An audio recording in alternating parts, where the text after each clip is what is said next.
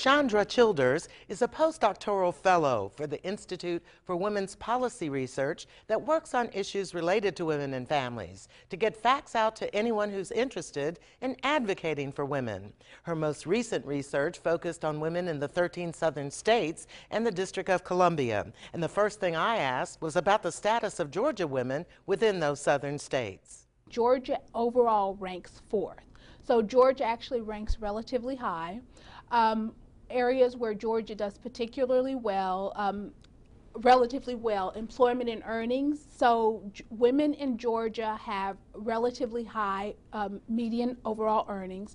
So if we look at the median annual earnings for women across all the 14 states, women in Georgia have a median, I think, of $36,000 a year, which is relatively high compared to the other southern states.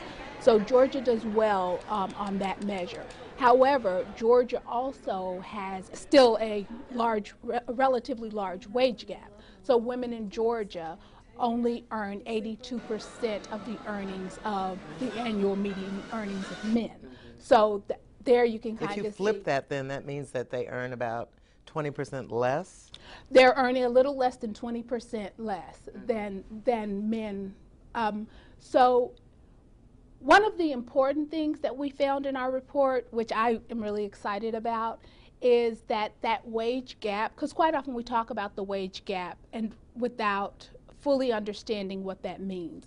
What that means in Georgia, if we only look at working mothers, at moms in Georgia who work, if we close that gender wage gap and pay them the same as comparable men, and this is men with the same level of education. So here we're not talking about all men. We're talking about men with the same level of education, the same age, who work the same number of hours. If we close that gender wage gap, we could actually increase women's earnings. For the state of Georgia, it would raise women's earnings for over $14 billion. Wow. Yes, so it would raise the GDP in Georgia significantly, and it would cut poverty rates almost in half. So that if just by paying women comparably with comparable men, paying women the same as comparable men, the poverty rate in Georgia could be cut almost in half. Wow, that's surprising. So yes. What are we the worst in? But Georgia does worse on women being registered to vote, which I think is about like 65% of women in Georgia are registered, and about just over half, 51 or 52%, actually voted in the 2012 and 2014 elections. So Georgia does not do very well in that area. As far as elected officials, of the 14 state representatives that Georgia has in the U.S. House of Representatives, none of those are women. So Georgia does not do as well on that.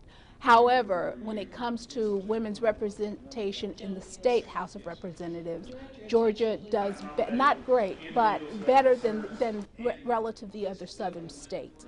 So about 1 in 4, if I'm not mistaken, state representatives are women in Georgia.